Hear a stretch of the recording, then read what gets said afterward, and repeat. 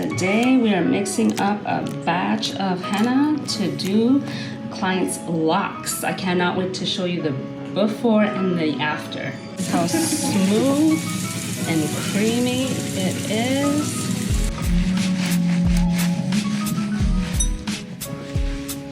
There go my daughter. Really? Oh. We're doing things legal now? Fall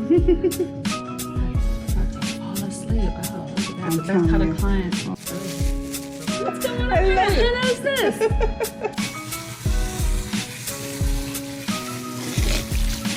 Got it caught in there. Oh, a little bit. Oh, well, we'll just leave it.